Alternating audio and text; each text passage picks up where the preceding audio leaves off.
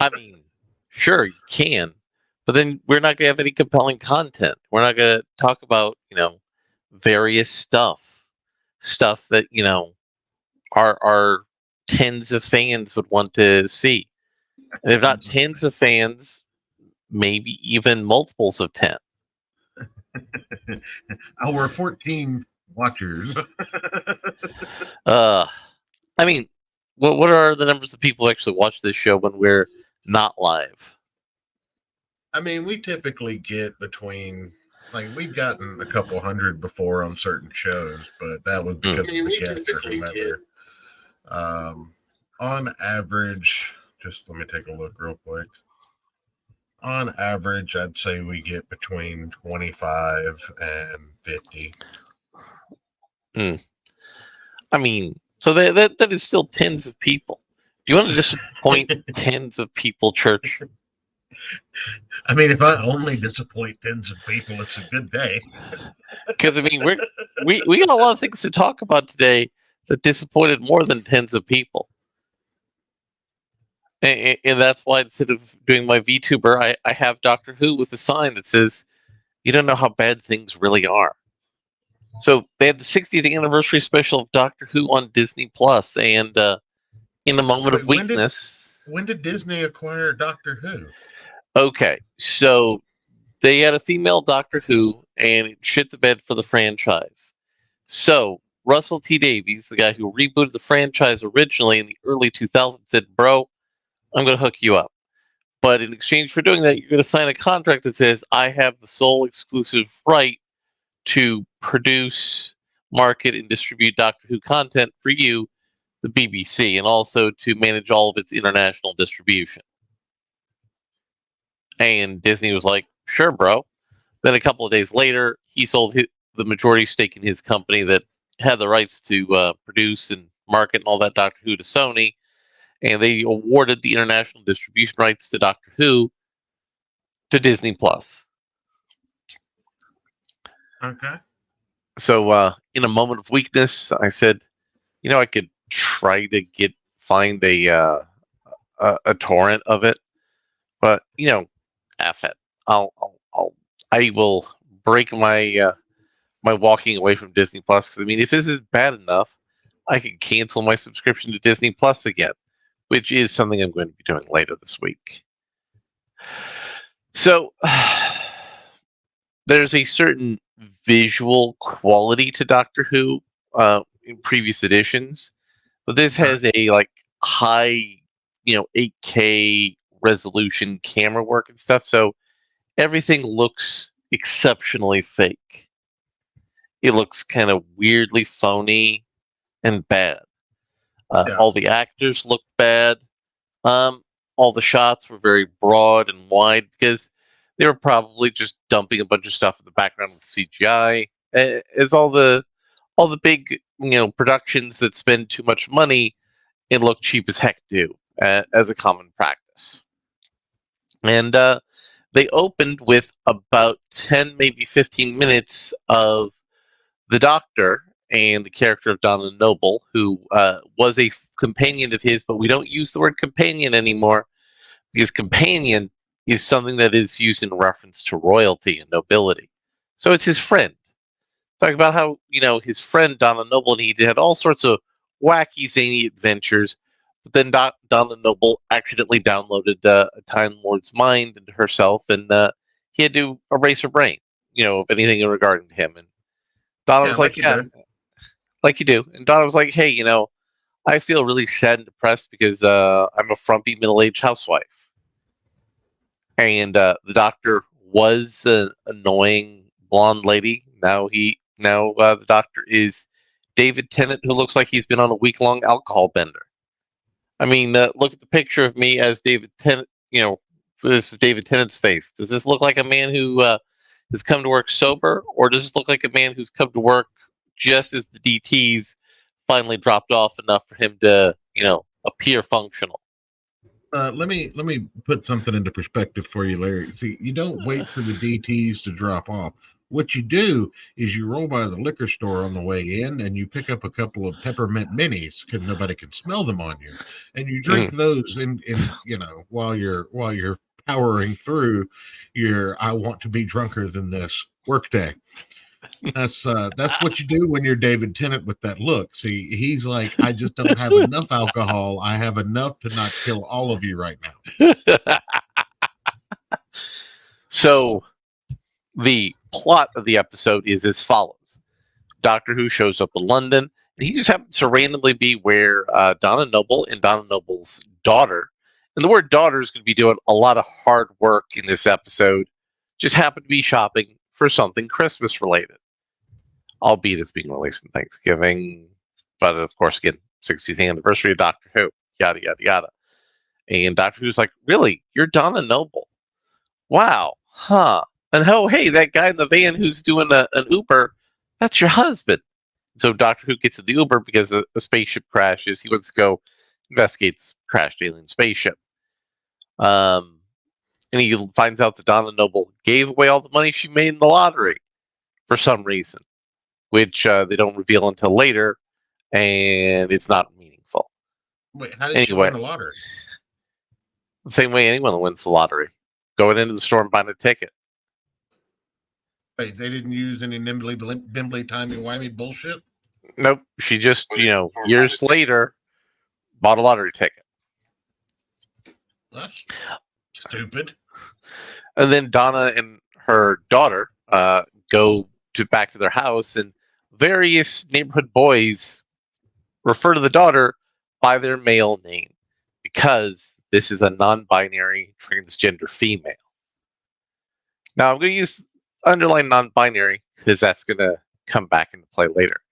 And she's making toys to sell toys to people in places to help the family out with their income. Because while the family stuffed animal toys. No, not adult toys. Not adult toys, no. And then she happens to find the alien in question in a basic one-for-one ripoff of the scene where Elliot met E.T. Based. Mm-hmm. Then the doctor shows up, and the doctor's investigating the alien, and the non-binary girl says, "Hey, shouldn't you ask its gender first? Because you can't assume it's gender." The doctor's like, "Oh, you're right. What are your pronouns?" The alien said, "I use the indefinite, the, as my pronoun." Hold on real quick. I need to go find a firearm. Ladies and gentlemen, I'm hereby passing the show on to Larry in my in the time of my completely unforeseen demise. I'm gonna swim out into the middle of a lake right now and retrieve one of my guns. So there's aliens and we're 8 minutes into this show and I already want to kill myself, Larry. Well, no, we haven't even gotten to the stupid part yet.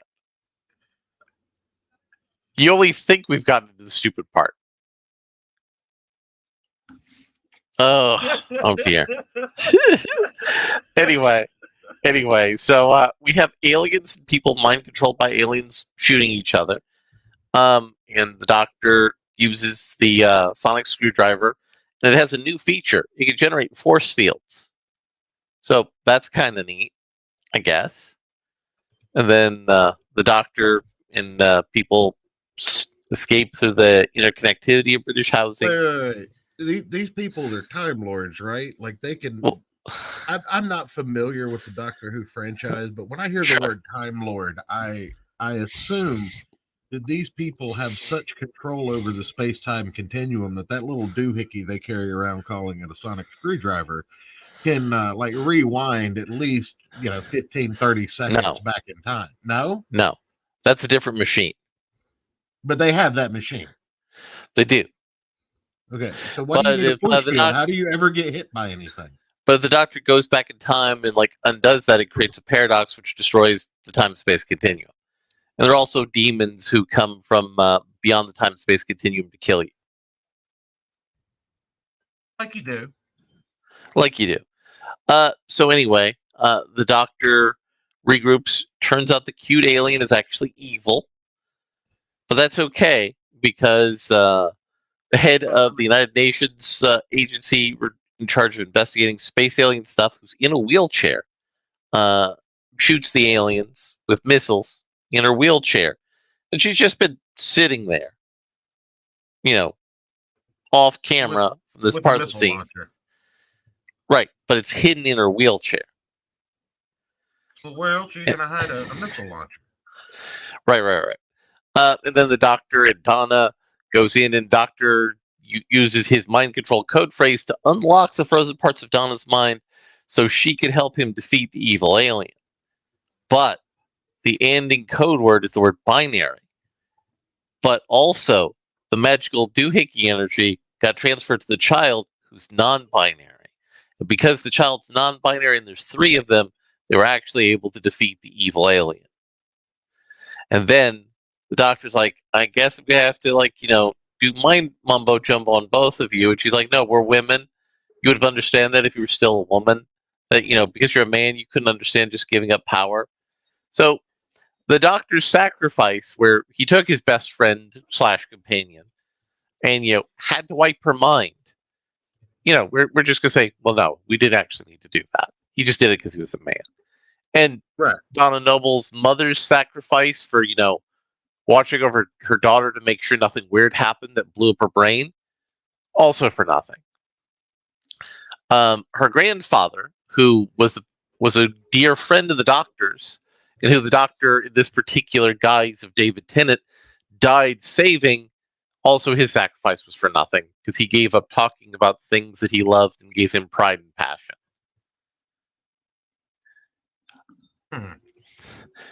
And then they have hijinks on the TARDIS. The Doctor's super excited that the TARDIS has wheelchair ramps. Also super excited that he can turn on the lights in the TARDIS and make the trans flag colors. Excuse me, I need to go back to the lake. And that's the episode. Not a lot happens. But the alien does say, hey, my boss is going to be a problem for you. But soon enough, David Tennant will be gone. He will have cashed his very large check. He'll go back to drinking alcohol, and a diverse black man who is gay will be taking over the show. So, are we sure he's gay? Yes. Do we have video evidence of him sucking dick? I don't know what the BBC has, but I'm assuming that's the case. Okay. Their name is BBC after all. I was gonna say. And this was one of the very disappointing things that I saw in the run-up to the show. I also saw the Scott Pilgrim anime that was presented on Netflix. I saw that was also a trash fire. It was. So a lot didn't happen in that one either. So they did a bait and switch at the first episode, and then revealed to you in the second episode that it was a bait and switch. And then in the 6th episode, it resolved itself without any of the main characters doing anything to resolve it. So instead of Scott fighting Ramona's evil exes, Ramona gave all of her evil exes closure. And they were all no longer successful, and they were just dorks living in the neighborhood of Toronto, Canada. And then Scott goes through a character journey where he realizes that he was actually the evilest of all the evil exes. And that was before he was ever her official boyfriend. Because of time travel. So this is also Doctor Who's fault? I would blame this on Doctor Who era writing, yes. And at the end of the episode, the ultimate Ramona Flowers kisses Scott, helping him move on, and revealing that she was always good the whole time. She was always perfect. And then she went into the TARDIS and got excited because she could make the colors look like the trans flag. No. She was an alien made of alien energy because she had ascended. So she already was the colors of the trans flag, obviously. Oh, okay. All right. Now we're going to take a step, and we're going to move towards something that was awful, but I hate it less. And that was the new Disney movie Wish. And the only reason I hate it less is because I think that they didn't try to make things terrible, but they were just so incompetent they made things terrible by accident. So Wish is currently being Accidental promoted. incompetence is tight. It is. It's very tight. It's very tight. So the movie Wish is being promoted as a celebration of 100 years of Disney animation. Except that wasn't the original plan for the movie. But once they delayed it, release date, they're like going, hey, we can promote this as 100 years of Disney animation. So there are a lot of problems with the movie Wish. So the story is, again, pretty basic, pretty simple. We have a main character girl who's about to become a citizen of the magical kingdom of Rosis, which is an allegory for Disney itself. And when you become a citizen, you give up your wishes. And your wishes are really your deepest and truest heart's desire. And in exchange for doing that, the government provides you with food, shelter, a job, safety from all forms of harm. And eventually, your wish might get granted. The movie wants you to feel that this is an oppressive totalitarian regime. And so the main character girl, after being adorable and meeting up with her friends who are the Burger King's Kids Club modeled after the Seven Dwarves, goes to interview with the magical wizard king Magnifico. And she's like, I know I haven't got the job yet, but can I abuse my power already by asking you to do a favor for me? And he's like disappointed, but he's willing to listen to her and looks at her 100-year-old grandpa's wish. He's like going, oh, this could be good, but it could also be bad, so I can't grant it. She's like, well, what do you mean? Well, just give him back his wish. She's like, listen, I have to protect their wishes, and I also have to protect them from wishing things that are bad and stupid and harmful. Mm-hmm. Like having 18 penises. That's what I wish for. It is implied that could be in some of the bubbles that were not pulled out, because this is a Disney thing. And so she reveals to her grandpa and her mom what's going on. They throw her out of the house for being a traitor. And she wishes upon a star. And then the star comes out and he just vomits magic all over the place, making tons of obnoxious Disney talking animals and also talking Disney mushrooms and trees. And she decides that she's going to, overthrow the king and get people's wishes out and liberated. So she goes to her Burger King Kids Club friends and said, hey, I need you to cover for me. The king, meanwhile, is there's new magical power in town. And he's afraid that everything he's built is going to be destroyed because he built this magical city that people come to willingly from all over the world, and they give up their deepest, truest heart's desire so that they can be safe and protected.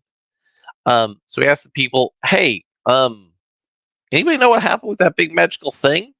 And all of the NPCs were like, hey, can we spend a little time pointing out all the plot holes that are already in this movie so far? They don't say it directly that way. If they did, it would have been a much better movie.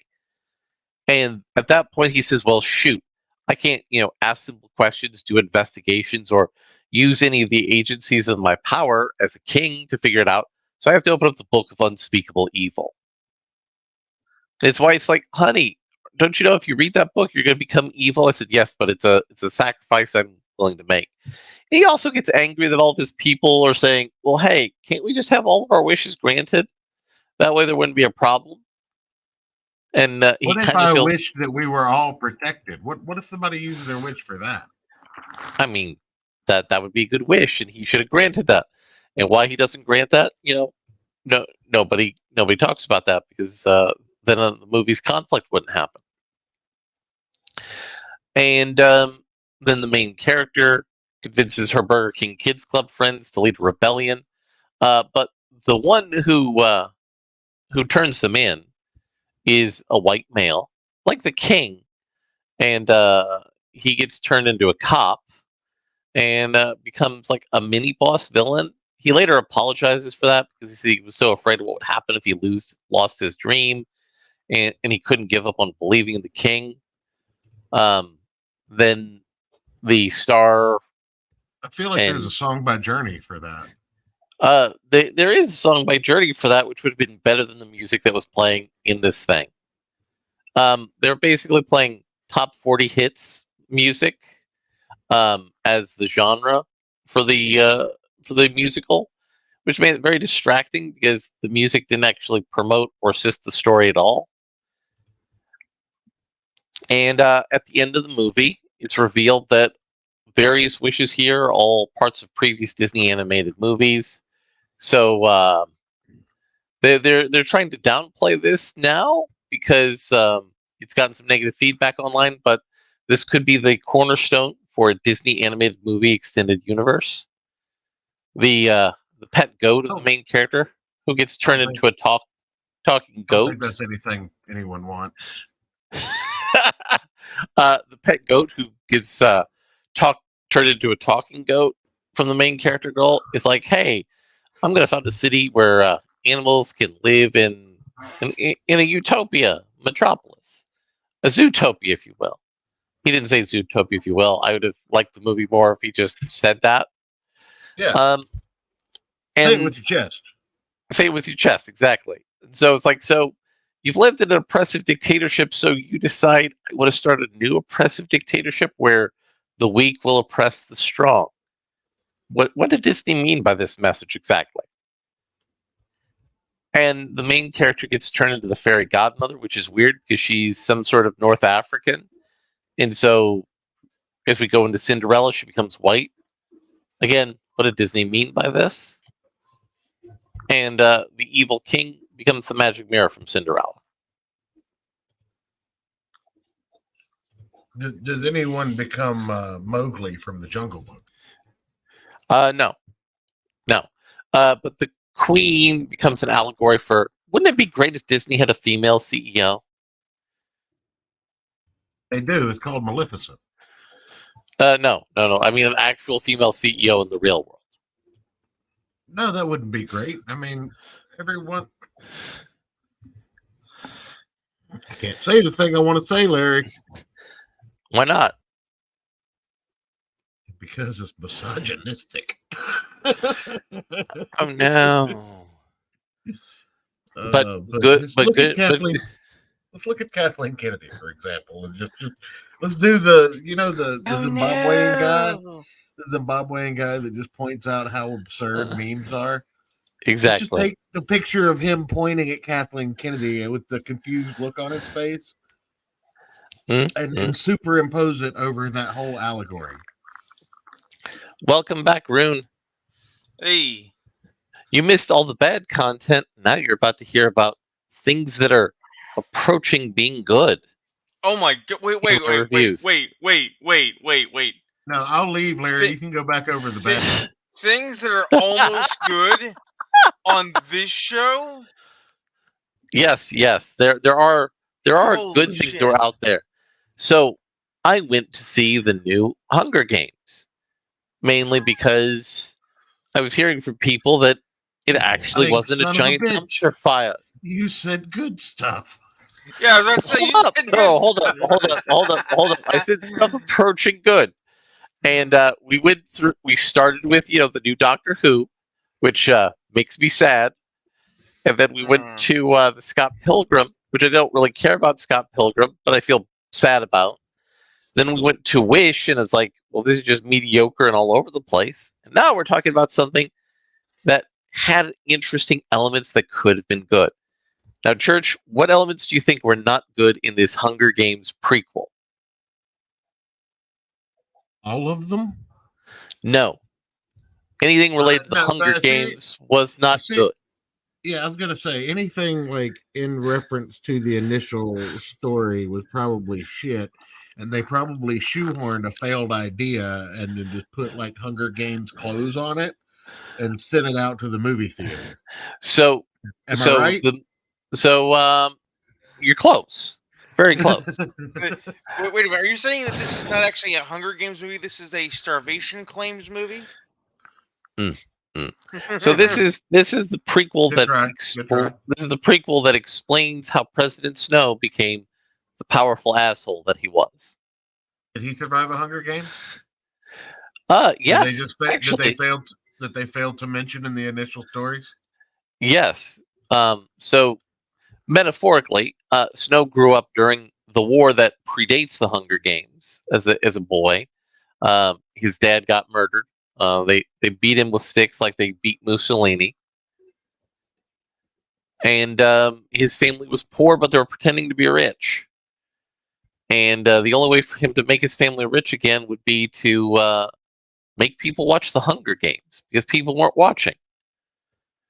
And he met a magical person from basically West Virginia who was basically a country folk musician from a family of country folk musicians. Real quick, I got to interject this conversation and insert my own idea. I saw something because I have this problem where I'll sit down and I'll be like, oh, there's a content creator that does shorts that I like. I'm just going to watch this 1 minute video. And 45 minutes later, I'm still watching 1 minute videos and have fallen down a rabbit hole of trying to figure out how much other stuff these people have done or why is so intense on watching cotton candy be formed. But my question is, there was a map drawn up, and it was like the Northeast, the Southwest, or the Southeast, the Midwest, the Southwest, and the Northwest. They were all just kind of jumbled. Like some of the Midwest went into the Southwest or into the Northwest, but and they were divided into the five, places of America, the five districts, if you will. Right. And there was debate going on about who would win in these Hunger Games. And I don't see how anyone picks anything besides the Southeast or possibly the Midwest because they got Texas. Well, I mean, the Midwest also has a good food supply. It's hard to fight a war when you... We're talking about the Hunger Games here. In an objective sense, I'm going to be serious for a minute. In an objective sense, the Hunger Games as a book series, I think, falls into the same trap as Harry Potter, because as Larry and I have discussed at great length, once you start trying to actually understand the quote wizarding world, once you move outside the 3 feet that is the UK, the world doesn't make sense. It also doesn't make sense in the UK either, because wizards only recently learned how to poop in toilets. But the reason I bring this up is the Hunger Games is a flat. It's a 2D pretend setting where you start with its basic city and it's like its fundamental immediate environment, and then the farther away you get from that, the more gray and non-specific it gets. That's why each district has one industry. That's not the point. The point is, like, if you took those places... Well, no, it is the point, though, because what you're saying is 100% true. The Midwest, or at least, the section that has Texas, right? Or the Southeast would absolutely win if we're talking resource distribution because of what they have. 100%. No. In the Hunger Games setup, you're taking 2 people and you're shoving them into a lot where you have to scavenge and fend for yourself. So the reason I say the Southeast has it is because, hunting, fishing, camouflage, that's all second nature to most of these fucking good old boys. here's what I'm getting at. My mom, beloved, on the mountain, posthumous Rooney mom, Mama Rune, had an idea for a cyberpunk setting, and I have to call it cyberpunk because it was based on a sort of realistic depiction of a future, okay, in which, due to a gas crunch, due to the loss of primary fuel sources, how we distribute land changed, right? Basically, the barbed wire started to come down, and along a Central American corridor from Texas to other points, long haul cattle drives started again, right? And there's even some reality based impetus for this. Like, it makes sense. Yep, I've seen right. it. The thing is that in doing research for that setting, my mom's series of books, because she wrote 3 manuscripts, expanded to include basically a preset for a new American Revolution not a revolution, a civil war centered on Texas, because of the states involved. Texas has everything it needs to be its own nation again. They can go right back to being a republic tomorrow. They don't give a shit, right? Yeah. Rune, and that's the thing. You should totally publish your mom's manuscripts. I've got to find them. They're somewhere in this house. But the thing is that the reason I bring it up is that you are correct. It's not just the sort of independent, self-taught, hunting, fishing, camouflage type skill set, right? But the nation states of Panem are cut up in such a way that the person involved didn't have any foresight about what they were cutting up. Right. You want to say in a super future California's screwed, everyone pats themselves on the back and agrees with you because California is mismanaged, right? You want to say in a super future where everyone's starving that somehow Texas doesn't have its shit together, and people are like, "What are you talking about?" So there's a section that involves the Hunger Games. Yeah, they made out basically like New York was the hub of the world, and they had all the resources. And I'm just like, I'm sorry, that wouldn't happen. You can't get rid of people shitting on the streets. It's true. So continue. One last thing on this, and I'll give you the chair back, Larry. The thing is, you can actually, but in different cyberpunks. 2000 AD basically posits, if you look at the map, that everything between Chicago, New York, and Miami became Mega City 1. Right? And Mega City 1's a shithole. It's a shithole, but it is technically the center of that world. Also, it's a shithole from our standards. Everything outside of Mega City 1 is objectively worse. Right, and that's part of the joke, right? Because remember, in the time of Mega City 1, the major conflict is their version of the Russian Federation, which consumed everything, including Russia, Asia, and all points that didn't that were not America, because America, fuck yeah, in 2000 AD. But the point is that you can believe Mega City 1 is the important hub because it's built on the premise that our cities continue to expand and consume other cities. Right? So they have all of those resources, and they've all been apportioned in various ways. Right? Panem, it seems, wants to both be a future and kind of roll back to a vaguely diesel punk dystopia in 1930, where it's like the technology level does not support the level of control that the powers theoretically have over wide swaths of abandoned territory. So, and as Larry says, and each district produces one freaking industry, just one. Yeah, none of it makes sense. Yeah. So there's a section where Snow and this country musician form a bond and a relationship, and he's willing to throw away his whole life for her to help her win. He's being challenged by Peter Dinklage, who's once again playing a smart midget who's an alcoholic. But this time they decided to expand his range by also making him a heroin addict. That seems good. And he's also being tempted to be the apprentice to a crazy black lady who's a mad scientist.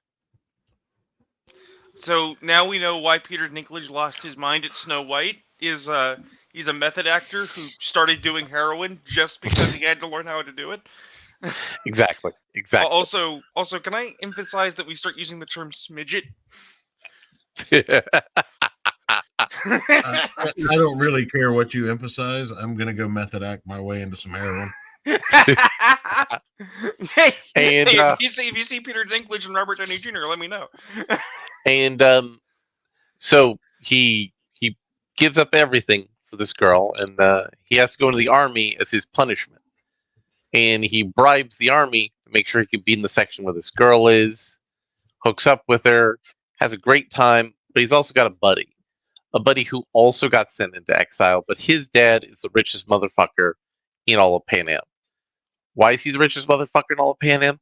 Because he was making the weapons for everybody. I'm sorry, I now have this horrible mental image because I made the joke that his best friend is Robert Downey Jr. being a dude pretending to be a dude who might be a black dude. Yeah, unfortunately, it's not that good because this character is some form of biracial, and his mom is black. So it is actually Robert Downey Jr. in blackface. This is so much better this is so much better if I just imagine it's Tropic Thunder. Yeah. Now the actor who plays Snow and Rachel Zellweger, or whatever her name is, they both do a very good, compelling job. You feel their romance, you feel their connection, you feel their shared bond over the fact that they both almost got murdered in the Hunger Games. And then his rich friend gets caught helping the rebels because he's a moron. And he thought he was just helping them get their friends out of jail and then smuggling them out. But then they convince him somehow to buy them guns. And so Snow has to murder one of them. And then he has to turn in his friend for being a traitor. So his friend gets hung. And then Rachel Zellweger realizes, oh, I can't trust this hoe. And then runs off. He disposes of all the evidence of his crime. He returns and is asked the question of what is the Hunger Games. And he says that the Hunger Games exists to remind everybody of the real nature of the world. It's all about winners and losers. And what are you? It's that I'm a winner. I'm winning the game. And when I die, I must go before Crom on his mountain, and I must give him the riddle of steel. I mean, that would be better. That would be better. And then he becomes the rich villain again. He's very, very reasonable up until the point that he just decides, I'm going to be evil now. But it is almost good. Did he have to read a book to keep everyone safe?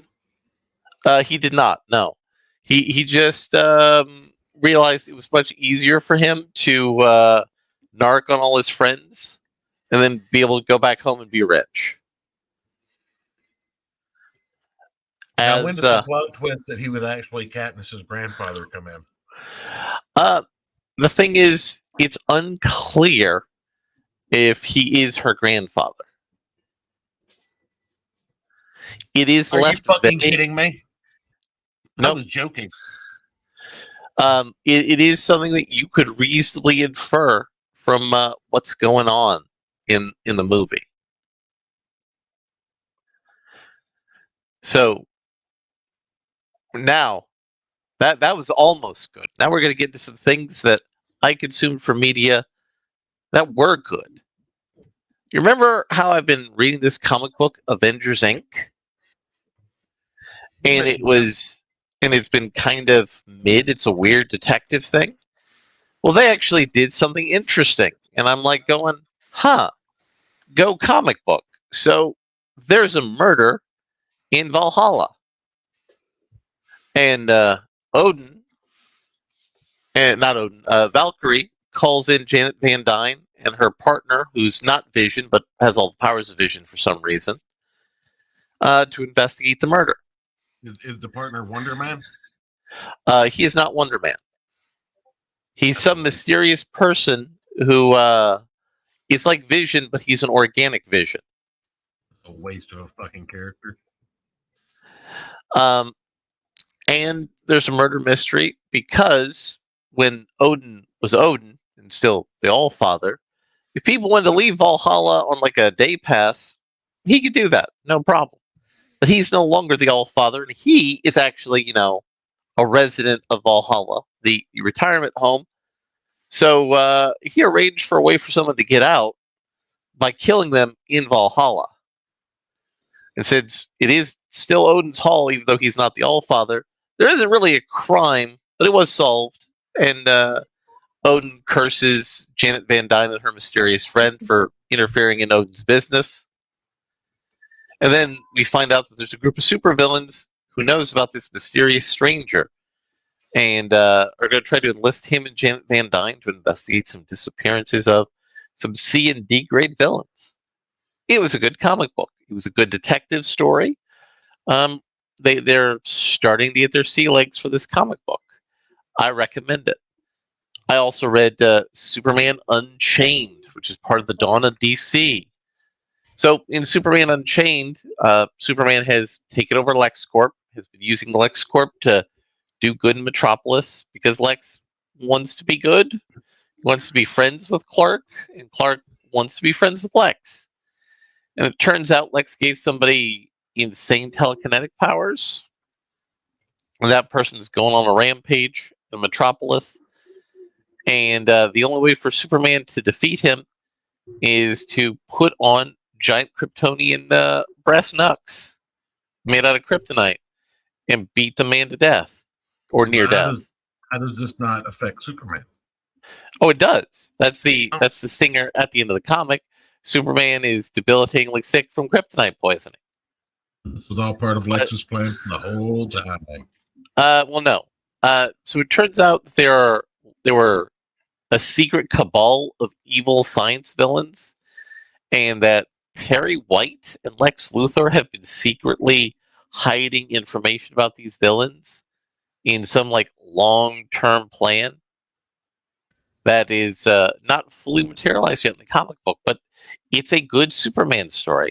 I recommend people go get it and read it. I feel like I've read this already, though.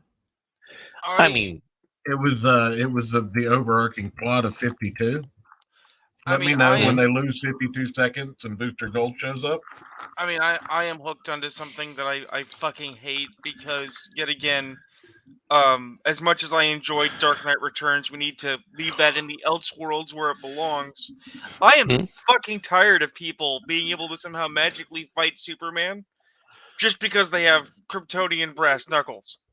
Well, no, Superman got the Kryptonian brass knuckles to fight somebody else. I don't care who has them. I'm saying that the idea that Batman made synthetic kryptonite to make power gauntlets in a power armor, and it took him decades to produce for one fight where he died, was great. The idea that now, if we need to have a fist fight with Superman, or apparently have Superman in a fist fight, the only way is to now have radioactive brass knuckles is fucking retarded. It's not cool anymore. It was never cool to begin with. It really never wasn't. Really cool. Now, the best thing I have consumed, I'm not going to count the Five Nights at Freddy's thing because I feel like the window of talking about that movie is past. And I actually think we've already talked about it, is Blue Eye Samurai. So Blue Eye Samurai is a perfect movie for me to harp on because there's a saying, well, what? You want something to be exactly like you expect? Yes. I want something to be exactly like I expect. It's a samurai revenge story. Why is it a revenge story? Well, our heroic samurai is a half-breed, which means they've been sired by a white man who has defiled a Japanese woman. And they've been abused. And because they're abused, they have to learn the martial arts and go on a killing rampage. But not only is this half-breed doing it. It's also a woman who's hiding the fact she's a woman. And in the first episode, she has to go get a message and give a message to the head of the dojo. And the head of the dojo's people are like, nah, fam, he's not going to talk to you. And then they get to a big fight, and they have to get the number one student there. And he's defeated in the fight, and then he tries to do a backstab. And so the lady samurai cuts off his top knot, which is the ultimate sign of humiliation and disgrace for samurai. So he can't marry the daimyo. So he can't marry the daimyo's daughter anymore. He has to go seek her out on a path of revenge.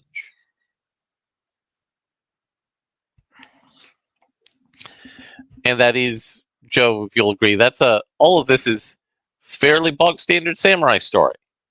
It is, although I do question from a creative standpoint the stacking of all the origin tropes. I mean, nobody's tried to stack them all before. Yeah, but just because you can stack them all doesn't mean you should. I mean, we could segue to talking about erotic Jurassic Park for the same reason. Wait, I'm intrigued. Well, before we get to that, are the dinosaurs or the people sexy? No, it's people having sex with dinosaurs. Church. Oh, yes, I want to see this. A truly degenerate writer in Hollywood wants to get the Jurassic Park license because she feels that the world is ready for a erotic film about people fucking dinosaurs and calling it Jurassic Park. And it's like, look, your fan fiction doesn't have to be Jurassic Park. That's just gross and weird. I mean, also, this already happened in a movie. It's called Super Mario Brothers, the original one. Yeah. Now, with that in mind, because I just checked on it again and it's only got 5 hours left, if we want to talk about this, we can also talk about titties, and it's much more appropriate. Well, let me finish up because there was one other trope I forgot in the samurai thing. Yeah. The young child was raised by a blind blacksmith, of course, and made a sword out of a meteor. Of course. Every trope must be stacked. I just want to point out that Pornhub does not have any Jurassic Park themed porn parodies, and I am disappointed. Wait, even with a dude in a T-Rex suit? Because I've seen those. Yeah, but that doesn't count. I need some CGI. I need some production value. The closest thing I found was a Jeff Goldblum from Jurassic Park porn parody. So Rune, you want to pull up the link? Well, I gave the link. It's in the private. Careful when you pull up, guys. But we're not. I'm not pulling up directly with the thing. No, I'm saying careful when you pull up. We don't want to get aired out. Here's the thing. I know nothing about this comic at all. I know nothing about the guy who's making it. I have never met them. We have never spoken to Mayhem Comics, as far as I know. I think my joke just may have fallen a little flat. That's all. So here is the link to the project in question. Yep. So let me. This was directed. This ended up in my path, and I wanted to talk about it last week when we didn't compile. Is that what we're calling it?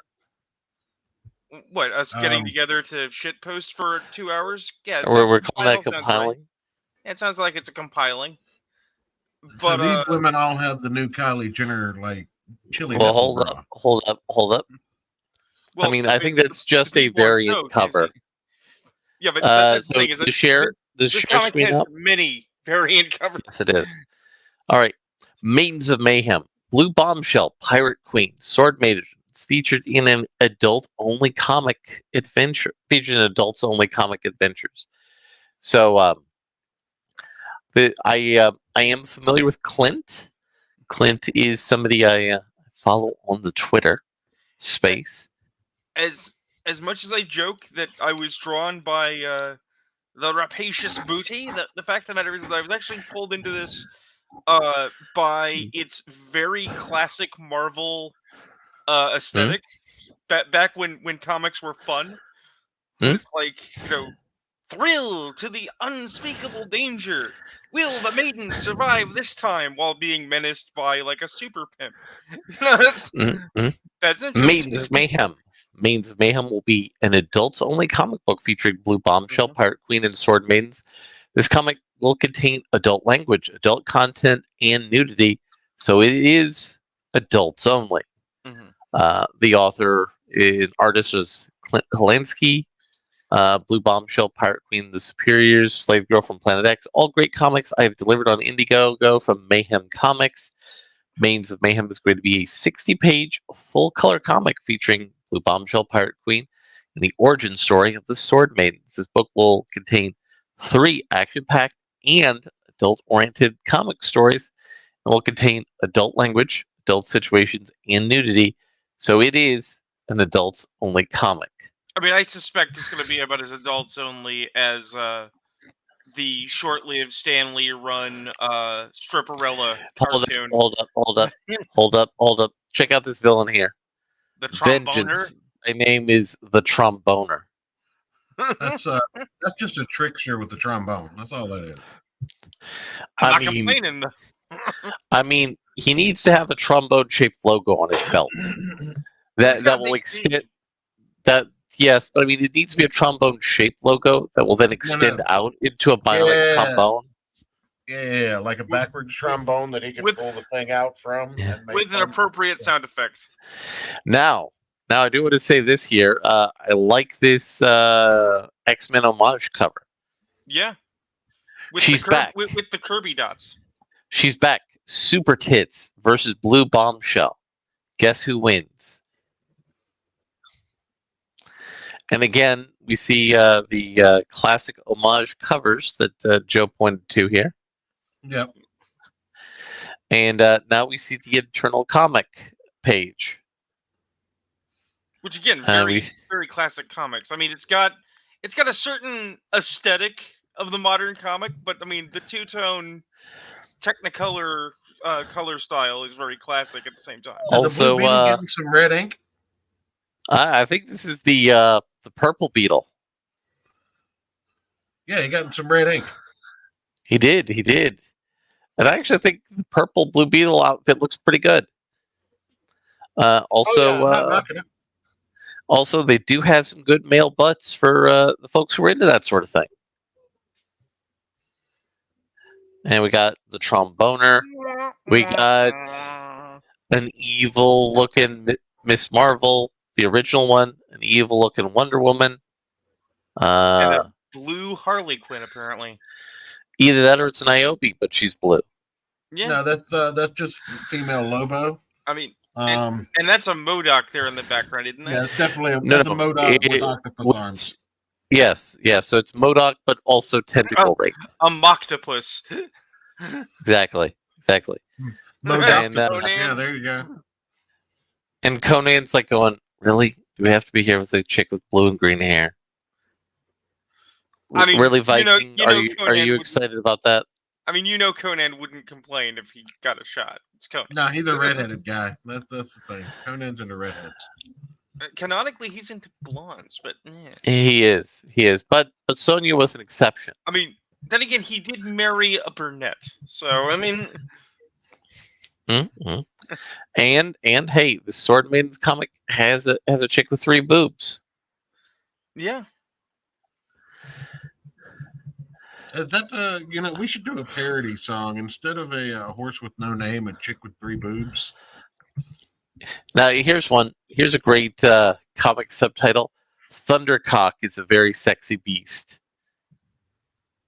Ayrton would love to be here for this. Yeah, no, Ayrton would love this. But that's what he gets for missing out. And like I said, this only has about 5 hours left. I'm sure that our signal boost is absolutely wasted. But, we tried.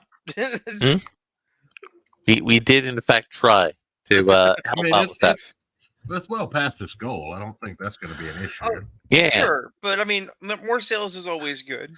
more sales is always good. If you want to have a sexy porny comic, go get this one. Hmm. Yeah. My thing is, I see. Here's the thing. If it's the kind of thing you're into, I see nothing wrong with it. It doesn't look like it spends any time either being pro-political stance or anti-political stance or any of that. It's just, hey, do you like boobs? Do you like classic comics? Do you like supervillains getting punched by superheroes? Here you go. And we're always talking about that's what we want. That's what comics ought be. You know? All right. Let me look All right. here and see if I can find. Never do that again. Let me see if I can find the article about the Jurassic Park porn. Jurassic porn. Actually, no. If they did a serious porn parody, because porn parodies are getting surprisingly fidelious to their material, and it was literally a Richard Attenborough like being like, "Welcome to Jurassic porn," and it was just about like cavemen women. I'd be down. It would be called Jurassic Pork, right? Well, I mean, no, that would be if it was involving Ethan Ralph. Oh yeah. Oh no. Very good. So I'm actually going to be in the coming weeks doing a partial book review because I got the big book that does like a documentation of the rise of the Marvel Cinematic Universe. So I may pencil in some interesting things, and I may come up to you with a story of like, so Kevin Feige and Stan Lee were in the bathroom doing some blow. And Stan's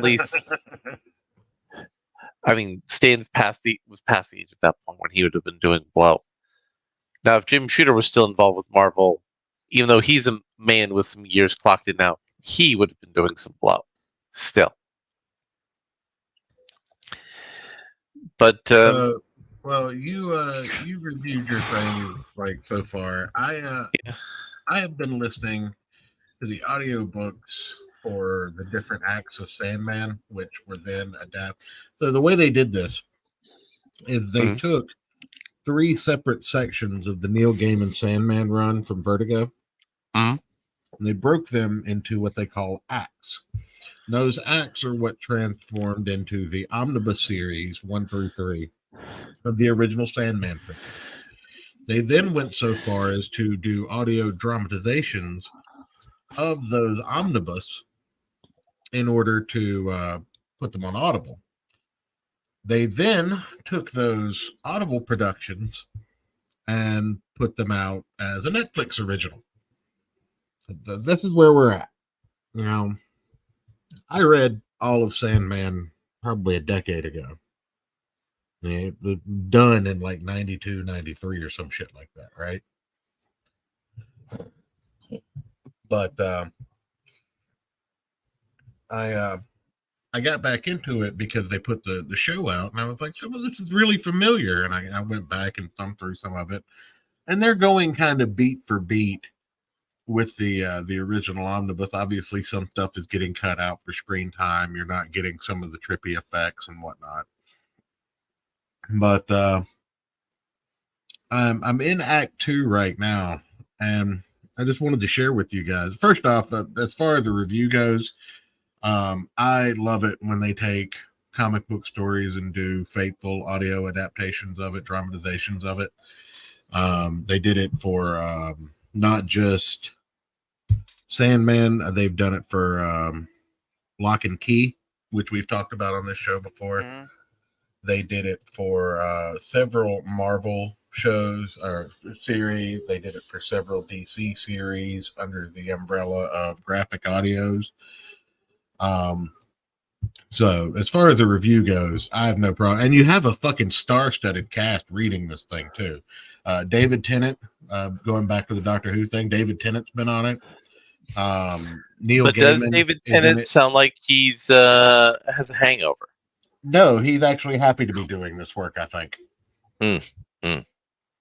But Anyway, no, John McAvoy does the voice of Dream throughout the entire thing. I mean, it's great all the way through. But in the middle of Act 2, there's a short story about Joanna Constantine back in the 1800s assisting Dream to retrieve the head of Orpheus. Well, Orpheus being the child of Dream and a fairy. And, Orpheus is kind of special because he's the child of an endless. Mhm. But she gets the head and gets captured eventually, stashes the head, but then they play this song because that's part of Orpheus's thing is he sings as long as he has a backup. And they play this song in the audiobook, and I'm like, surely there's a soundtrack for this. There is no soundtrack, boys.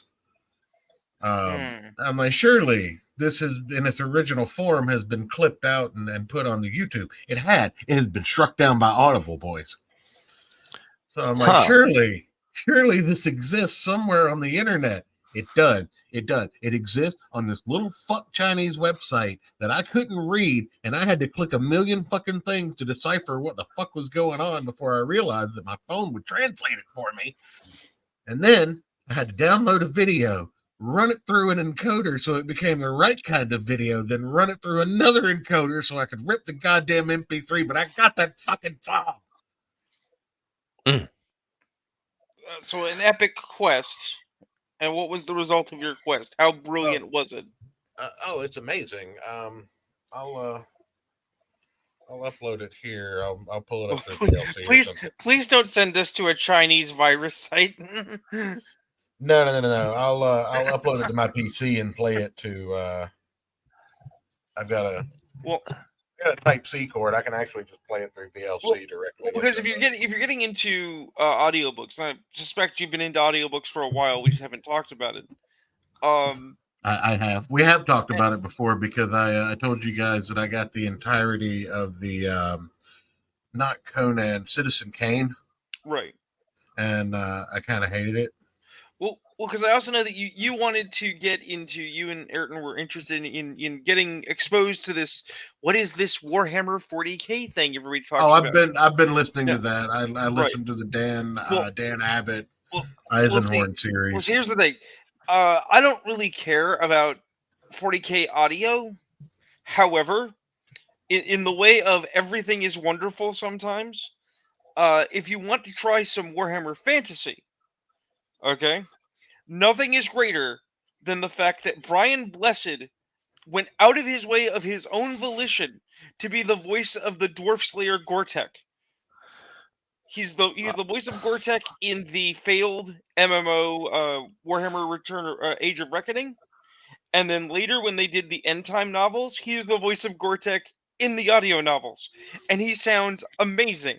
If you don't believe in dwarves, he will make you believe in dwarves. Mm-hmm. He will make you believe that he is a 5-foot tall machine of death with a 3-foot tall orange mohawk. It's amazing.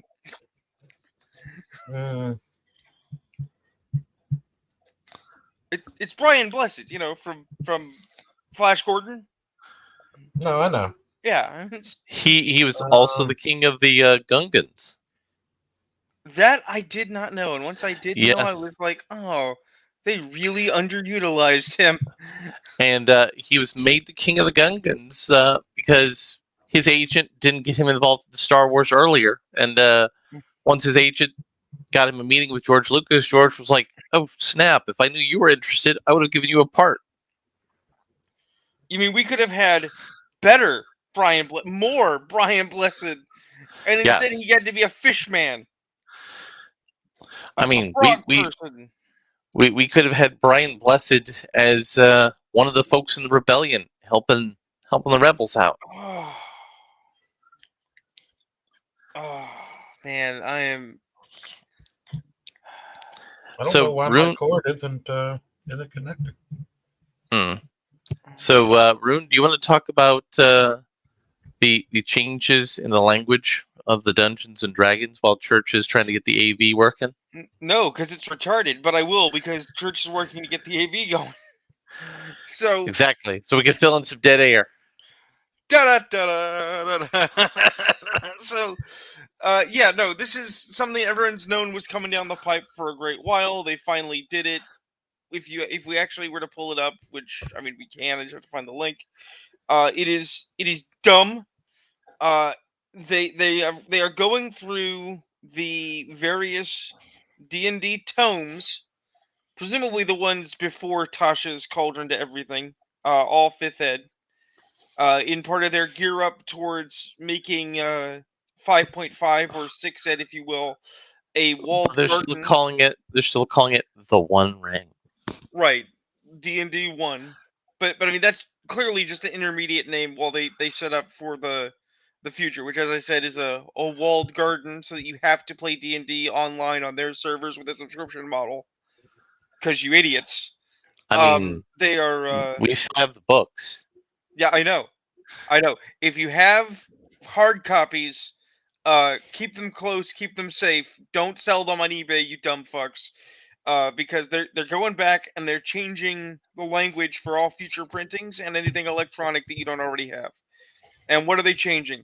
They're getting rid of any problematic language. They're getting rid of any references to slavery, any references to bioessentialism, any references to things that make madness sound like a bad thing. Right?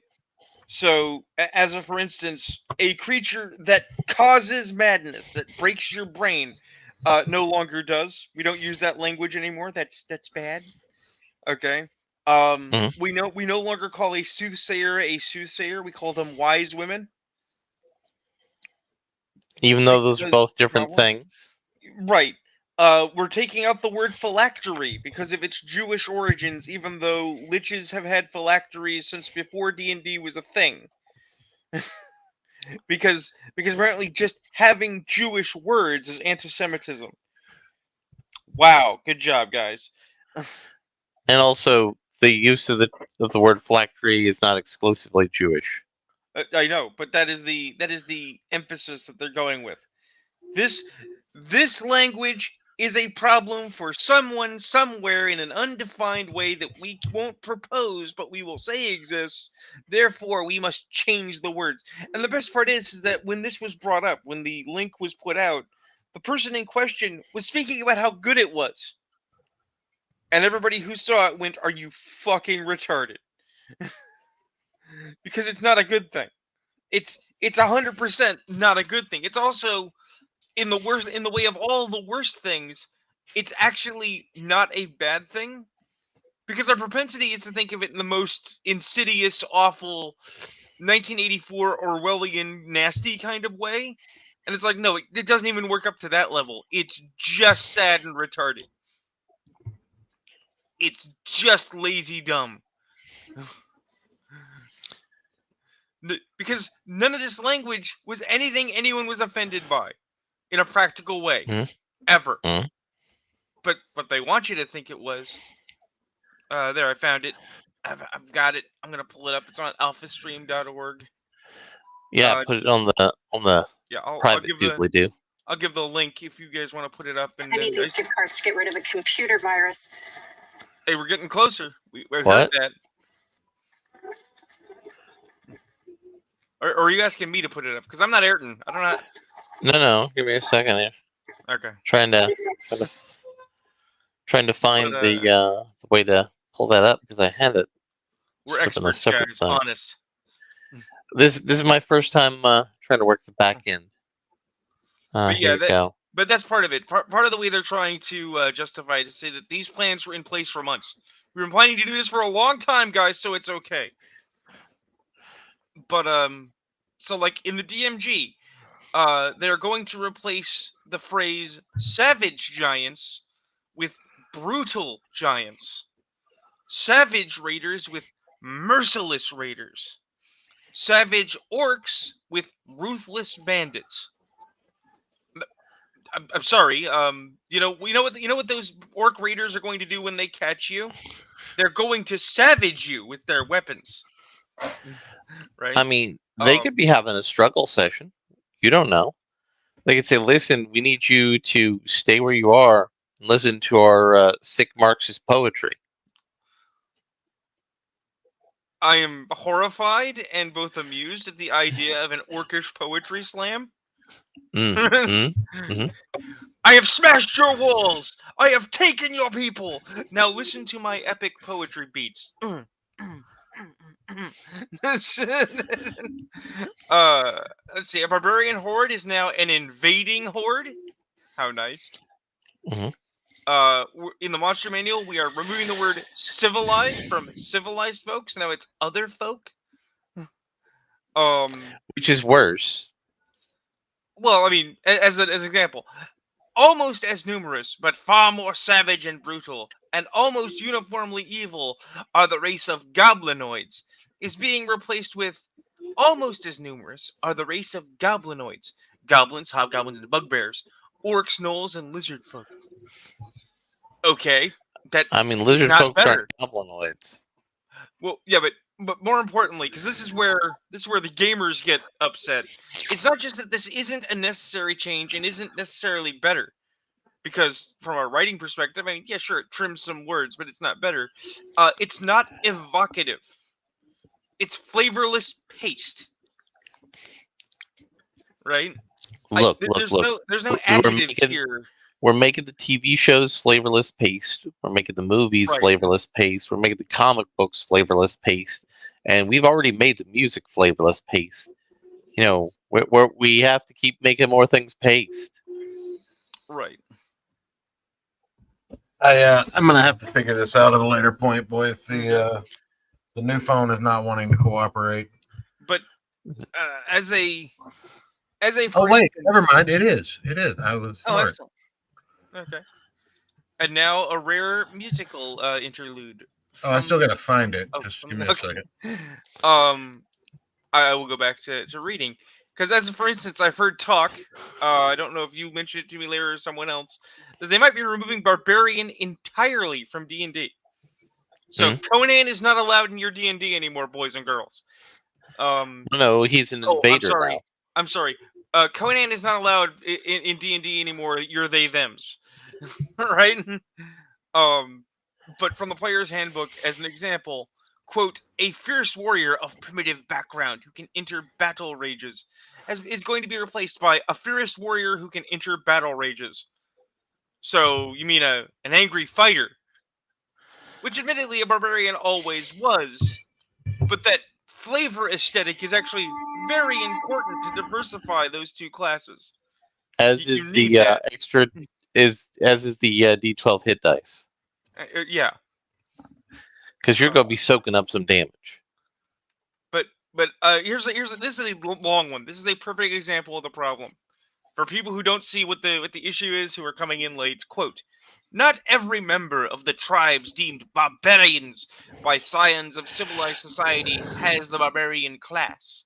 A true barbarian among these people is as uncommon as a skilled fighter. Has been replaced by a barbarian plays an important role as a protector of their people and a leader in times of war. Life in the wild places of the world is fraught with peril, rival tribes, deadly. It cuts off. But still, I mean that's not what berserkers are all about. It's not, but then we can't have our barbarians be feral madmen on the periphery. That don't work. Also, I was reminded that in first edition, the barbarians got experience for destroying magic. Barbarians got experience for destroying magic, and barbarians used to get armies of followers, whereas fighters only got a few retainers. Yeah, you guys ready for this? I'm ready. Y'all ready for this? Hey, let me know if you can hear it. Okay. No, Vern, no.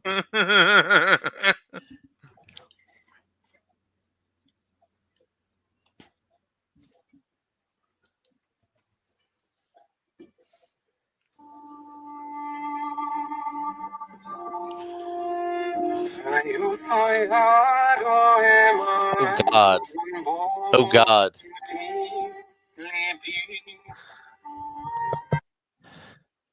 That is not good. That is not good at all. Is that the secret church where you? It's Greek. It's breaking up on our end a fair amount. So Well, no. The breaking up's not a problem for me. The problem is it's still not a good singer. Yeah, go fuck yourself. It's good. I like it. It's Greek. Well, I mean, it's a good song, but it's not a good performance of the song. Well, Larry, let's be fair. You may have been salted by the fact that nothing is quite as amazing as Tom Hiddleston singing in the original Scandinavian.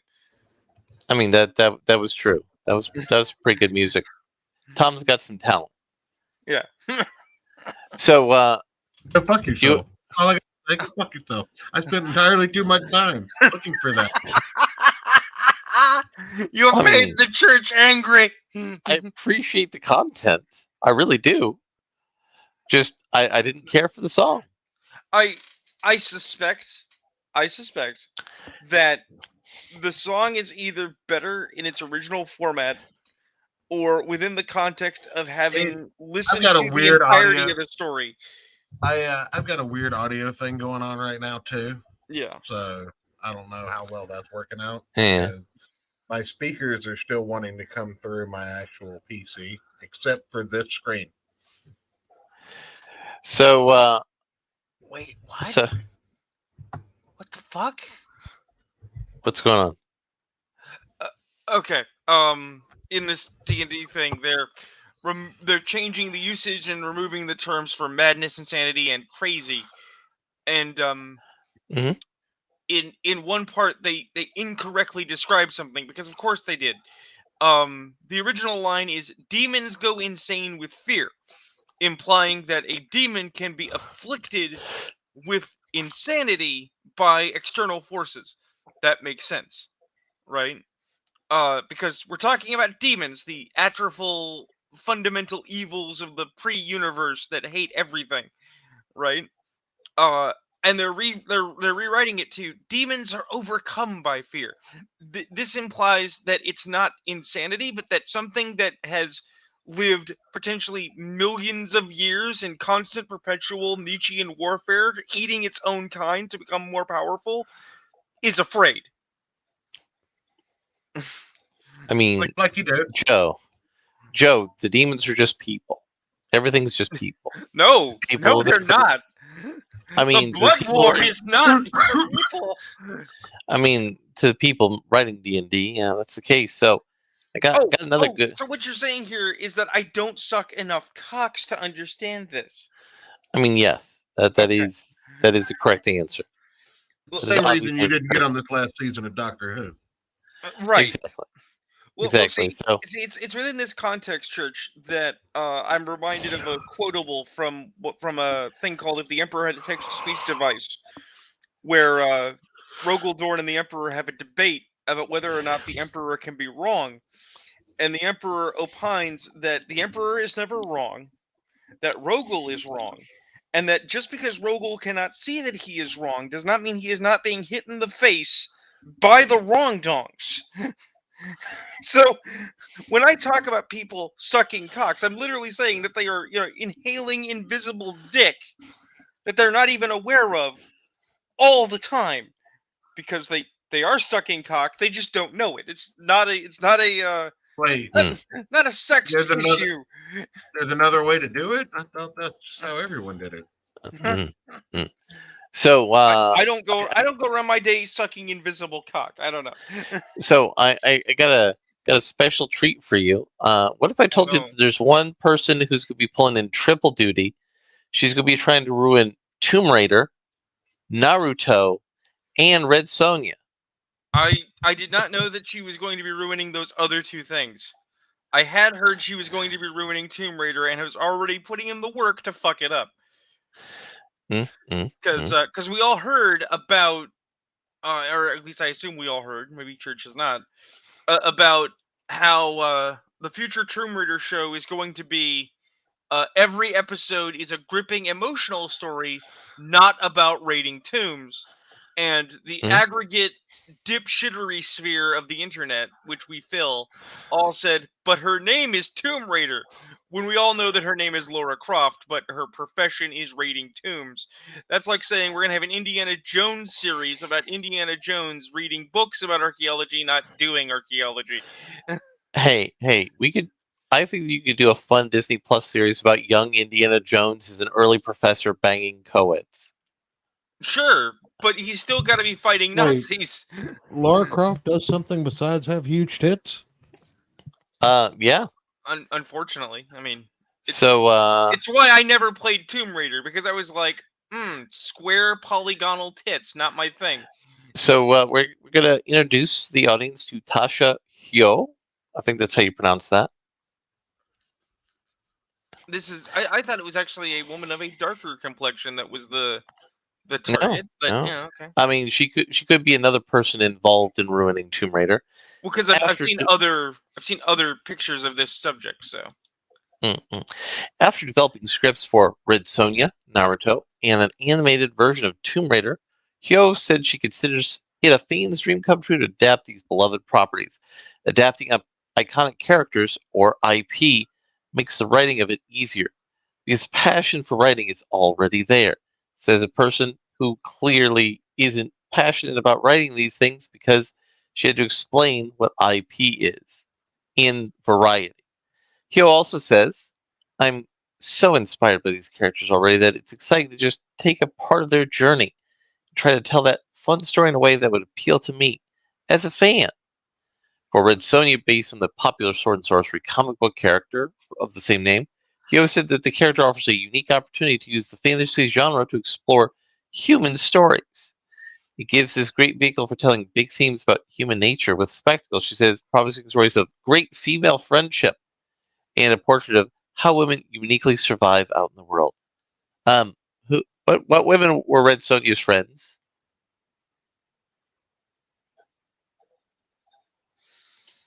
I mean, the problem is comic Red Sonja and book Red Sonja are two different things. I was going to say, I think I read a comic one time where Xena was. The thing is that whether you're talking book Red Sonja, which is a historical, or you're talking comic Red Sonja, the fact of the matter is that Red Sonja's story is not about women having relationships and being women.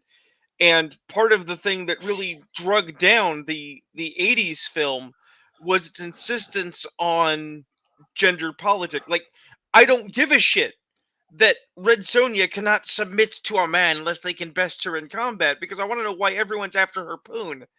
Red Sonja is about a warrior woman with a sword overcoming bad guys. And the story should be about fighting bad guys and doing awesome shit.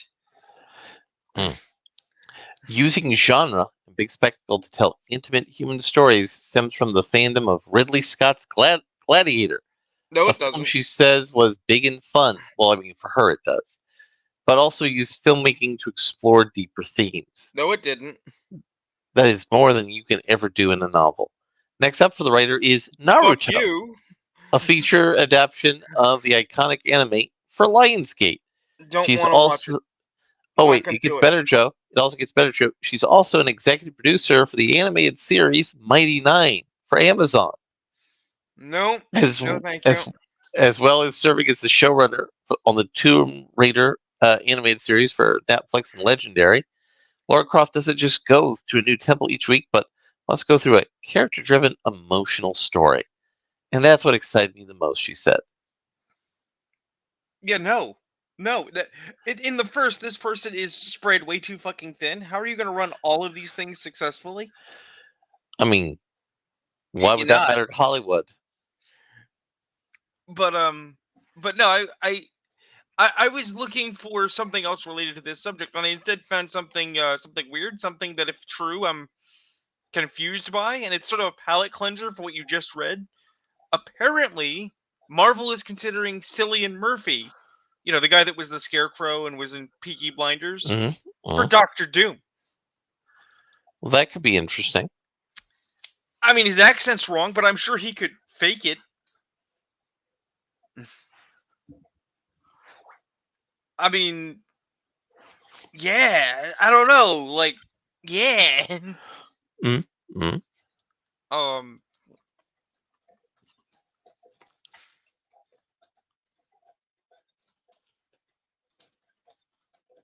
My I'm trying to pull a name here because I'm stupid.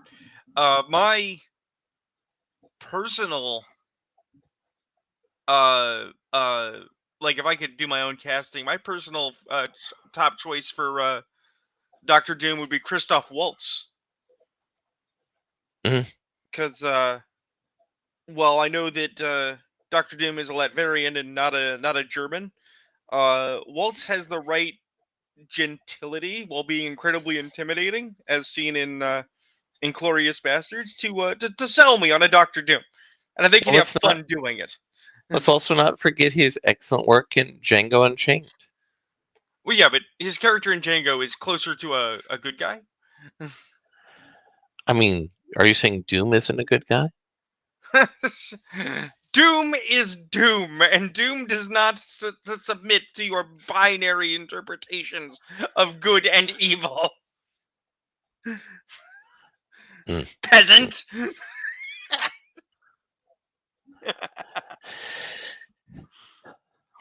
Do you have anything else in your bag? In my bag of tricks while Church murders a child? I mean, Church isn't murdering a child. He's already put in too much money into his children to murder them. Oh, so what? He's like giving them a baby bottle full of whiskey. It's like, shh. I wouldn't waste my whiskey like that. I mean, we want to. I mean, there's so much old stuff we can pull from the last week. Well, while it's we're just on the all of it's Fantastic kind Four of Doctor Doom toast. Did you guys see that Pedro Pascal is rumored to be Reed Richards? Well, that's actually a misleading clickbait headline. Oh yeah, where they said they're interested in him, not that he's interested in it or that they've picked him.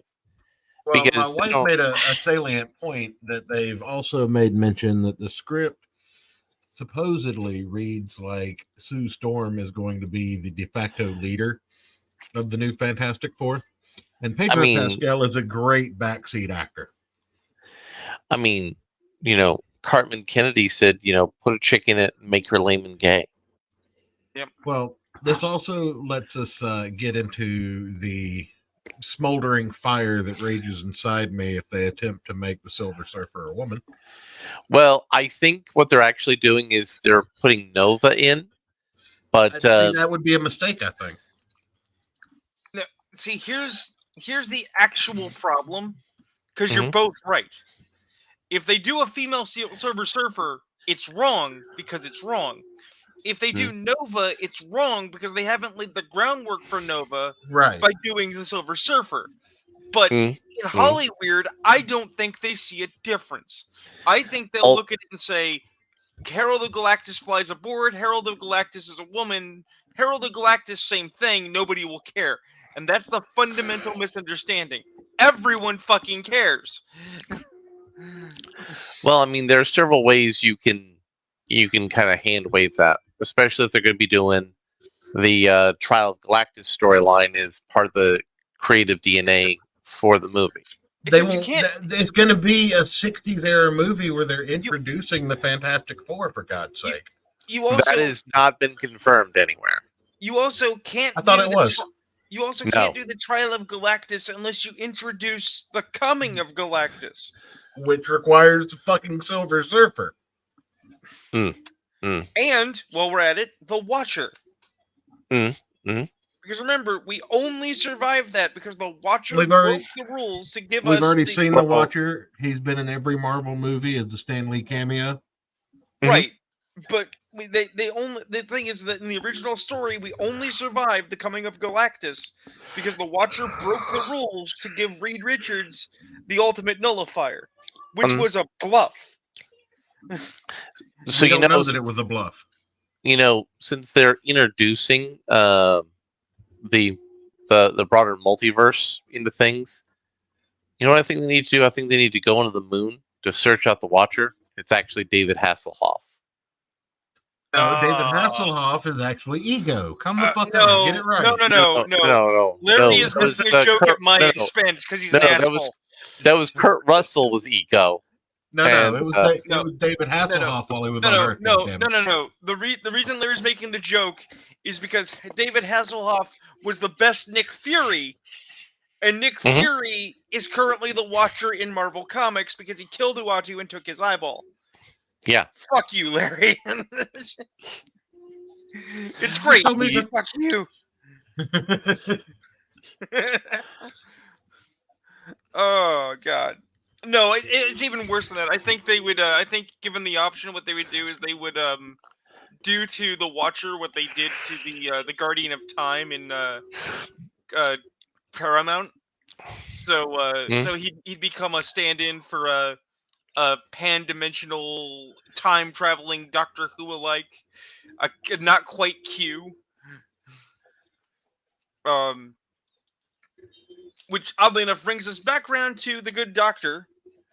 Because my only comment on the Good Doctor's decrepitude is I have a problem with Hollyweird and the Doctor and David Tennant. But Joe, the new science advisor for units in a wheelchair. Don't you feel represented? No. Especially because I'm not in a wheelchair. What the fuck? Well, I mean, it's Hollywood. To Hollywood, they consider all cripples people in the wheelchair. Right. All cripples are wheelchair.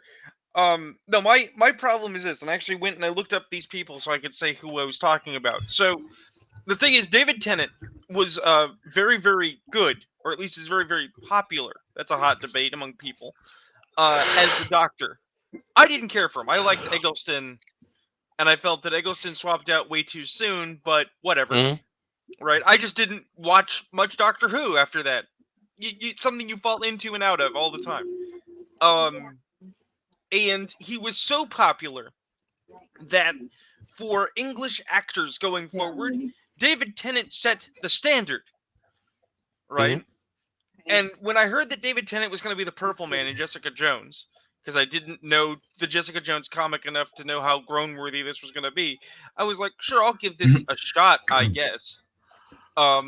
Turns out David Tennant as the Purple Man is great because David Tennant has range and can be a bad guy. It's great. It's amazing.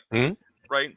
But Hollyweird seems to think that Thomas John Ellis and Matthew Darren Evans are just David Tennant. Now, who are those guys, you may ask? Well, the former played Lucifer in the Fox series Lucifer, which was not a good depiction of Lucifer. It was a great show. Fuck you. It was a good show. Maze was amazing. It was a fine show. It was a terrible show, but that's a different set of arguments. I'm talking about the depiction of characters. And the latter was John Constantine from the live action television show for the CW, Constantine City of Demons, which did not fucking work. Because they took John Constantine staying after a 3-day bender and said, but what if he was twee, cute, and an obnoxious twink? Because that's what they seem to think David Tennant is. And it's really kind of sad. Because David Tennant became a caricature of himself, and now even David Tennant's not immune to it because they hire him and say, can you just be the Doctor? Because that's what he did in Good Omens. They said, okay, I want you to be Jim Morrison from The Doors, if Neil Gaiman was Jim Morrison from The Doors, and while you're at it, can you be the Doctor? And David Tennant was like, well, are you going to give me a check? And they said, okay. And we seem to have lost Larry. No, I'm still here. Here. Okay. No, my screen being weird. You get that check, kid. Yeah. So that's the thing, is I'm 100% certain that David Tennant is just taking checks and walking away. He does not care at all. You're highlighting things, Larry, when you click on them. I am? Yeah, when you click on a comment over in the comment thing, it highlights it. Oh, we have comments? We have people? We do. Oh my God. It's just Cross and Larry posting links in the comments instead of the private chat. I mean, I love having Cross Comics here. It means I somebody also- cares about our show. I didn't mean that it was just Cross Comics. I'm just saying that the only comment that we have is from Cross Comics. Yes. And I was also posting things in the comments section so the audience could look at the links. Oh no, Right. that's fine. But when you click on those links, it highlights them like that on the screen. There we go. That's how you do that. One of these days we'll be organized, and we won't even need Ayrton anymore. Also, over there, banners is how you do this. Ah. I know it'll take you some time to get all that going. Also, to all fully the learn clips, everything. all the clips that Ayrton has uploaded I'm kind of retarded. are over in the brand tab. You can. Here's a very, very small subject for our audience. Church. We need to get on that merch. Bad. Ayrton was handling that before he, got stranded. No, I get that, but we will dominate the merch market. It is ridiculous. Merch market. I'm trolling around. I'm looking at stuff, and I came across a shirt design that Nerd Cognito is lauding as this is the next big thing from his brand. Okay, I would never wear it. It looks awful. I'm sure we can get it. I showed it to Larry, but we can get it. It's clearly AI, which is not intrinsically bad, but it's like lazy AI. It's like first draft AI. Okay.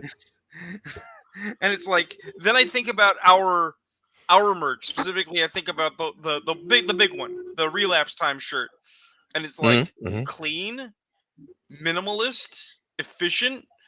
I would wear a relapse time shirt. This looks really good. It's almost like Church is a professional at designing shirts. Weirdest I thing. didn't design it. No, it was Ayrton.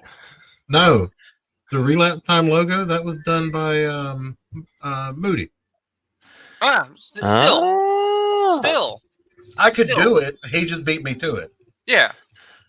So I'm gonna put this up because I've actually got it in another window now. I can throw this up and share the screen. Throw it up. That's right. I'm gonna contribute. It'll be amazing. You or I will have to approve it, Larry. That's part of the thing. Like when you put it up. Yeah. Okay. So you'll see it at the bottom like another person.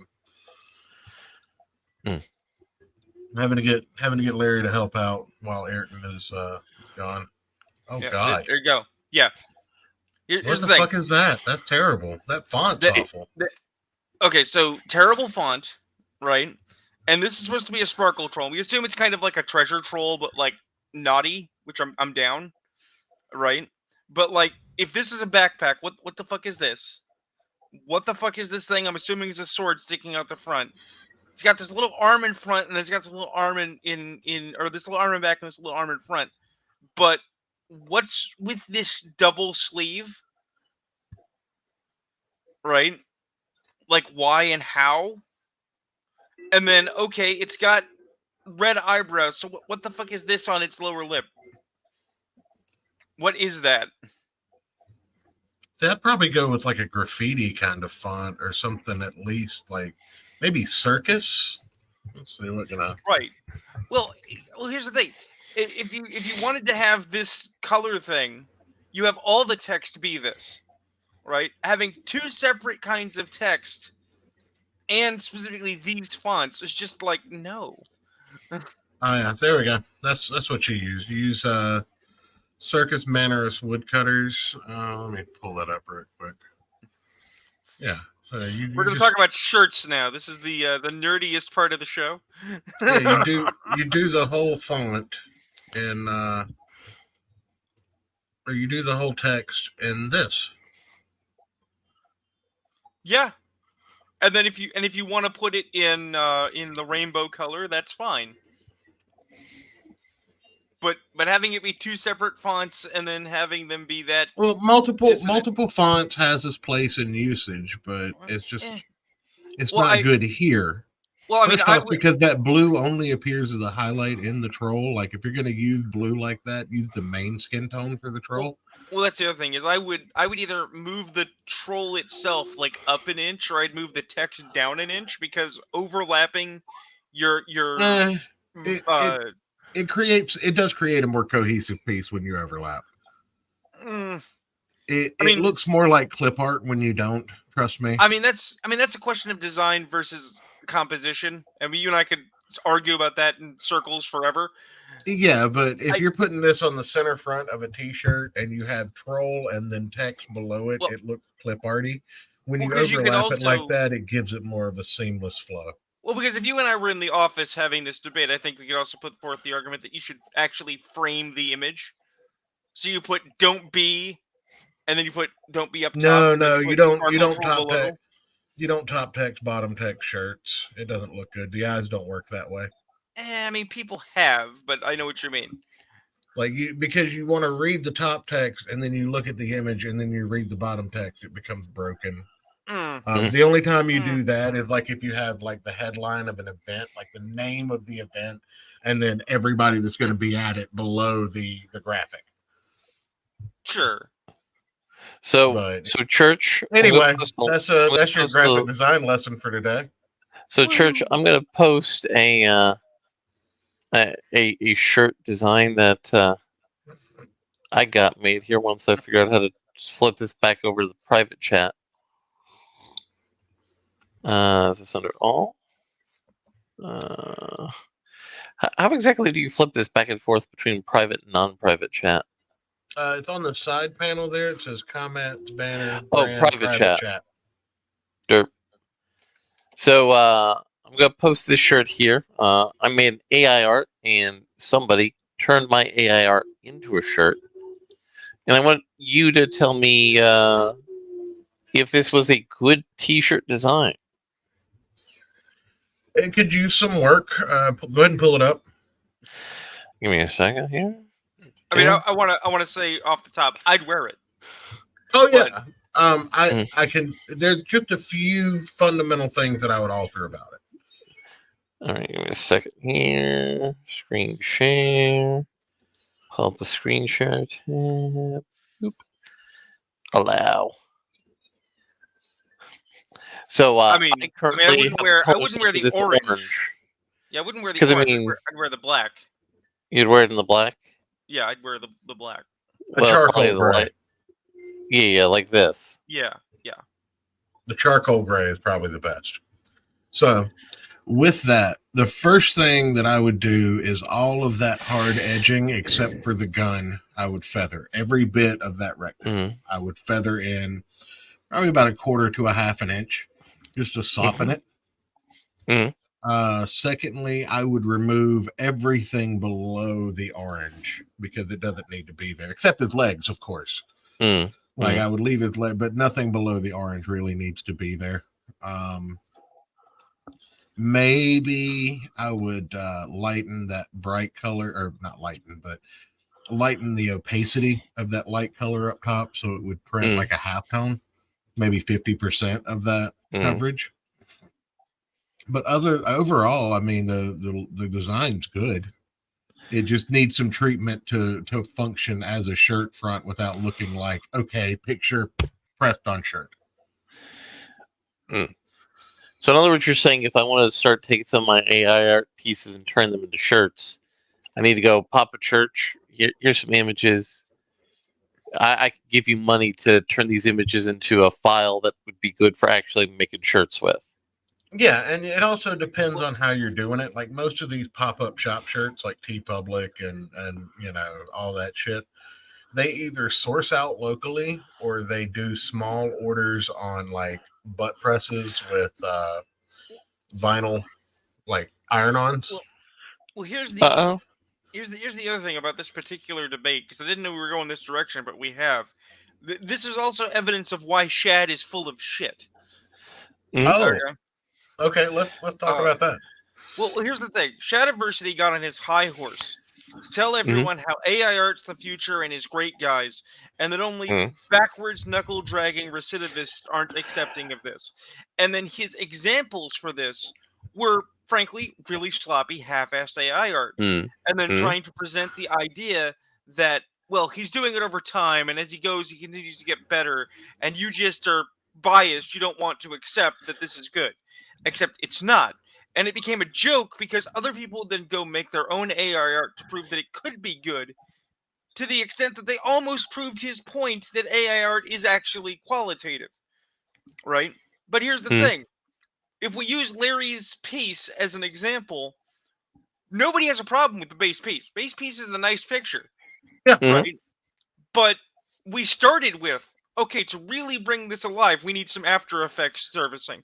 It needs a little bit more once you take it off of the AI machine.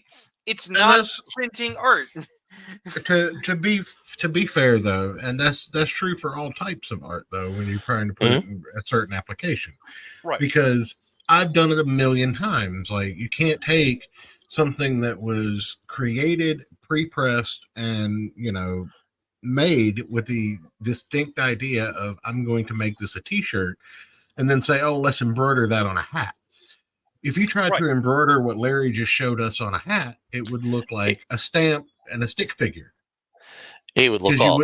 You wouldn't get any of the detailing out of it, because it would have to be so small that you would lose every bit of the detail. Right. The same goes for trying to engrave it in black and white on a Yeti cup, or into the into a reverse, like to do a photograph. It just wouldn't work well. But this is why, when it comes to this conversation, I'm always saying it's a tool. It's a tool in the box to go with the other tools. Absolutely. It's not going to replace traditional artists. It is going to make traditional art's margins a bit tighter. But they've always been tight. That's not. No, that's what not I difficult. What I think it's going to do is give traditional artists a wider array and better arrangement of references. Because you take somebody like Alex Ross. Alex Ross is one of the most recognizable names in comic for his hyper-realism style. And, the fact that if you get Alex Ross on a cover, everybody's going to see it and know who did that cover. Right. But you take that and you look into his process, the motherfucker gets his friends to come over and have the closet full of costumes and hats and draperies and everything he needs to have a photo to reference to draw these pictures and paint them. Well, now he's still creating Batman and Superman, but he might have to get Mike from down the street to stand in his kitchen with his arms at his side.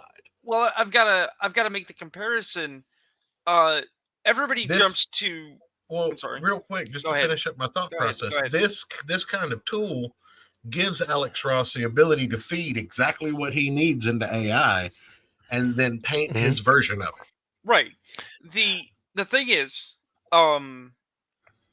everybody likes to jump to the Industrial Revolution comparison, right? This is the machine putting us out of the factory. It's not that.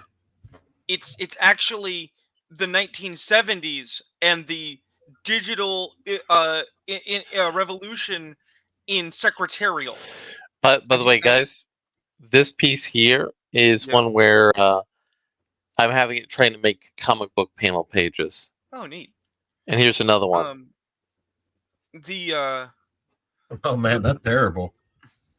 It is. So it's learning, but that's terrible. Look at that strip where it's just like a little bit of images and some text boxes that make up the whole thing. But the reason I make this comparison, to say that it is vaguely like the 70s and the inclusion of computers into the secretarial pool, is because it didn't get rid of secretaries. It didn't destroy secretaries, which we have to assume some secretaries thought it was going to do, right? What it meant is that those secretaries who could acclimate to the new technology succeeded and got to keep their jobs. Those who couldn't either had to find new labor sources or had a much tighter pool of job potential, because we still have executive assistants, but an executive assistant who can't do word processing doesn't have a job. Now, do I think that that's fair or nice? Well, it's not relevant. I wish it was, but it's not. Do I think that means that AI is going to just destroy art as we know it? Fuck no.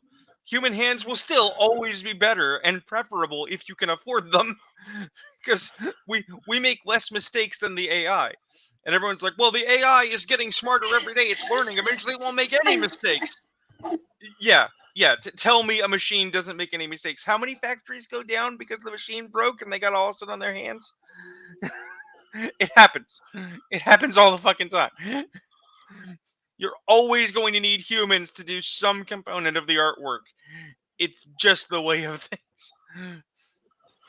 Mm-hmm. So, I mean, Church, for you, it's more pertinent. Do you feel that your job is in danger because of AI? Oh God, no. Yeah. And see, that's actually the other funny part. I think is AI won't argue with my boss, and I know that's what he's into. That's the only reason he keeps me around. Well, it's even funnier because from a certain perspective, I think your job is protected because most people don't even know what you do. Right? I mean, I've said it before. I print on an oversized printing press, and I also design garments from the ground up for the Chinese and the Bangladeshi children to build. Right. But the thing is, like, yeah, you can say, "Hey AI, design me this shirt," and it'll design it for you. But you can't yell at AI when it doesn't give you the right tone of brown. Right. You can't yell at AI when its patterns don't nest properly and make them fix it at 3 o'clock in the morning. So, I mean, I'll never be replaced. Well, here's the thing. You're in the office at 9 in the morning. You tell the AI generate shirt. It generates shirt. It's the wrong brown. You tell it which brown to do in the office at that moment. That's fine, right? That's process. But specifically in your example, at 2:30 in the morning, somebody calls up and says there was a mistake, there was a hiccup, there was a blue screen, something happened. We lost the color. We have the wrong color. We can't go to print because the color's wrong. And it's like, shit, is the machine working? No, the computers are down. The network is fucked. And it's like, get Church out of bed.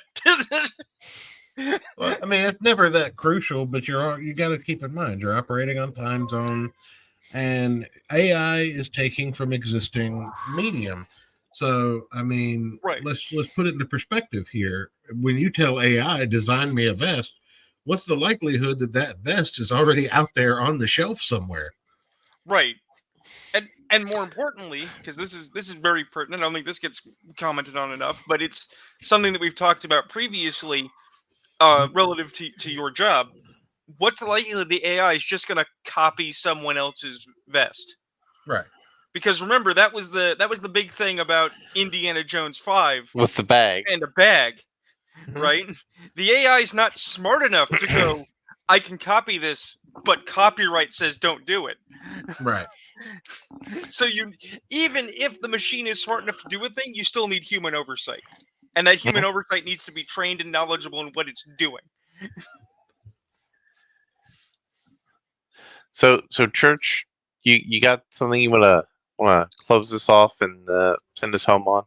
Well, staying on the AI bit, I think that we're in a position where if things keep going the way that they're going with AI, that we're going to see an uptick in people using it for a short term. But in the long term, I think it's going to end up being mainly for reference and marketing material. And let me just explain to everybody out there, marketing people, they don't pay for fucking shit. Okay? They steal all of it. Every bit of marketing promotional material, every photo, it's all been ripped off. They have downloaded a torrent. They have erased your watermark in Photoshop. They have fucking illegally ripped it out of a PDF that somebody didn't lock down well enough.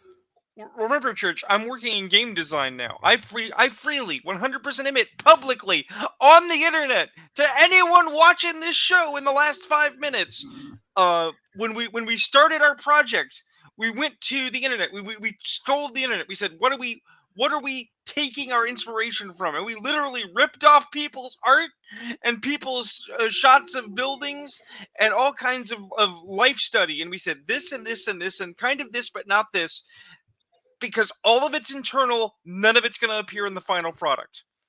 Well, not only that, but even stuff that people use for like their Facebook advertisements, for their fucking people design their whole logo off of somebody else's stolen art, and then win in copyright court because they have a trademark to it. Right. So, I mean, stolen art always is just basically now. If you are an artist or a content creator, you can rest assured that your art probably won't be stolen as often as it has been.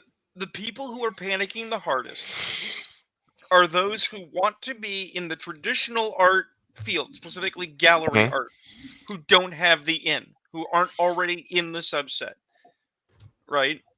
Because if people who are also commercial illustrators who are concerned. Well, right, but I'm saying a lot of commercial artists aren't concerned because they know they're going to be fine. Yeah. Gallery, the good ones are fine. The gallery art's already a fucking ripoff. Let's be real about that. That's the thing. That's what I mean when I say the margins are going to get tighter, but the margins were already tight. Is because the gallery systems was always bullshit. It was always little people with their little pool trying to keep you out. And being mad at the system and saying, but they're keeping me out. It's like, they were keeping you out before. They're keeping you out now. Nothing changed. But with that, we don't have an Ayrton, so somebody gets the fuck out of here. Good night, everybody. Good night, everybody. That'll work.